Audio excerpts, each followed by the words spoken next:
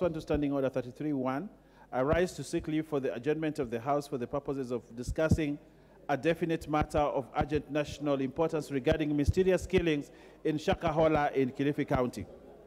Honorable Speaker, many lives have been lost in Shakahola, Kilifi County as a result of radical religious teachings by a controversial pastor named Paul Ndenge Mackenzie. The purported pastor has been arrested twice in 2019 and in March of this year in relation to the deaths of children. However, he was released on bond and both cases are still proceeding through the courts. The residents of Kilifi County urged the court not to release him, decrying the spread of cults in other regions of the country, but their plea was not heeded.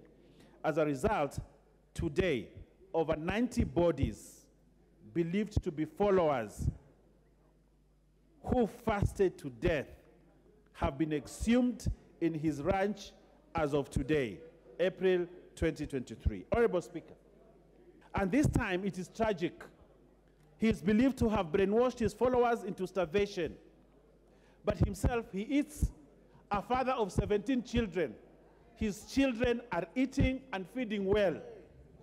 His wife lives in a beautiful house, eating and feeding well, while he is telling his followers not to eat because it is time for them to meet Jesus.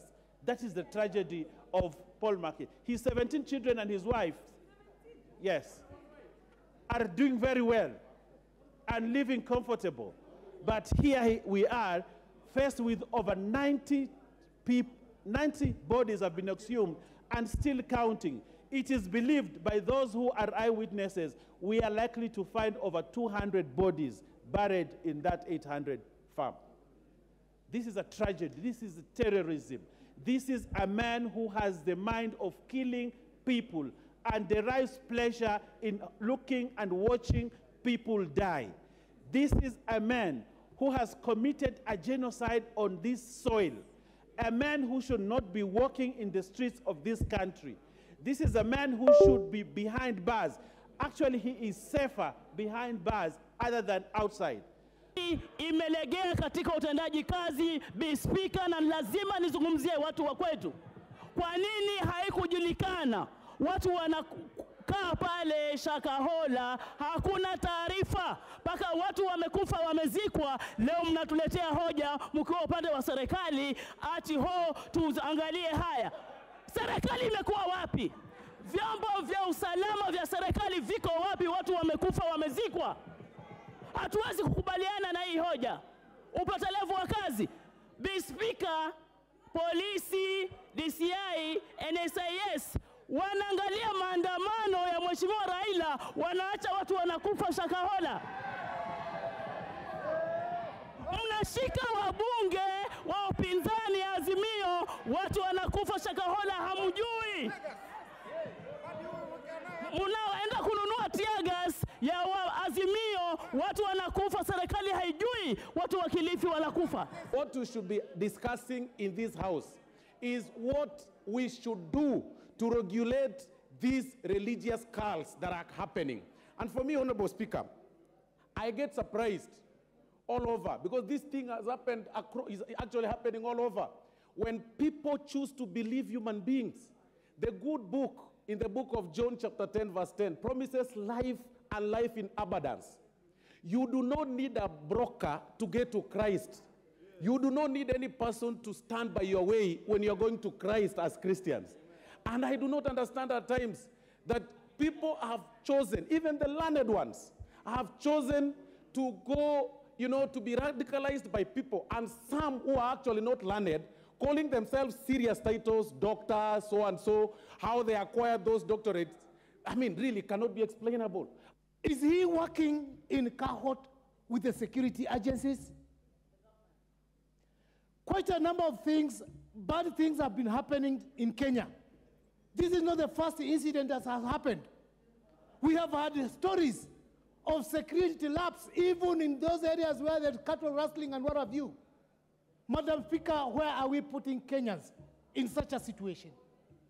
This same pastor, whom today I'm told he's about to be released on bond, honestly, the stories coming out, this murder or whatever has been going on for years in that farm, and the government actually has not taken any step.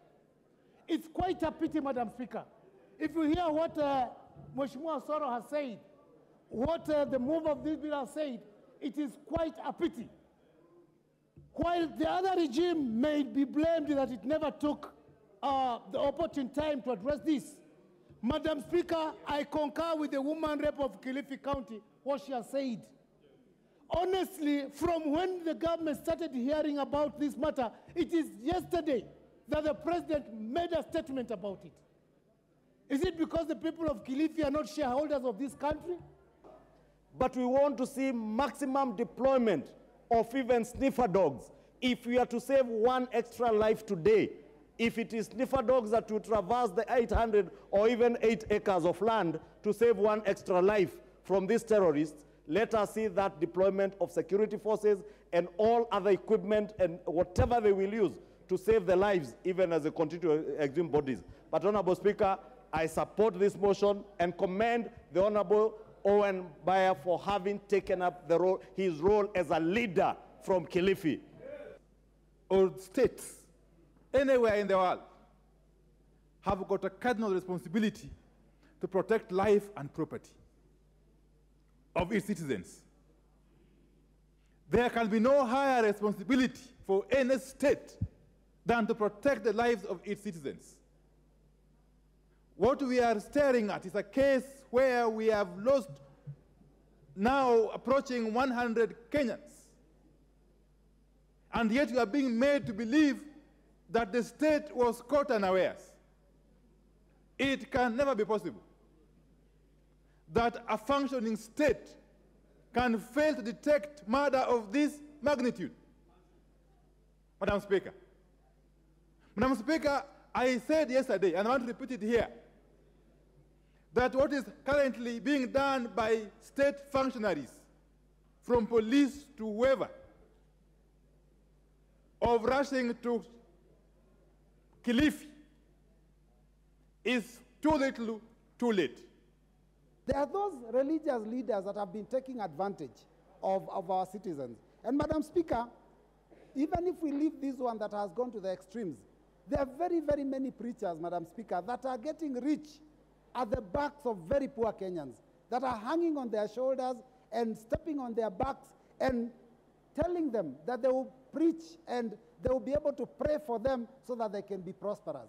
Those are so many in this country, and Madam Speaker, they are getting rich overnight because of that. Madam Speaker, we have also other examples of preachers that have, we've seen them on TV, that come out there and purport to be able to heal people, and they charge a small fee for it. And Madam Speaker, every time these things are exposed, it is strange that more Kenyans go to those churches, even after knowing that those preachers were actually carrying out a hoax.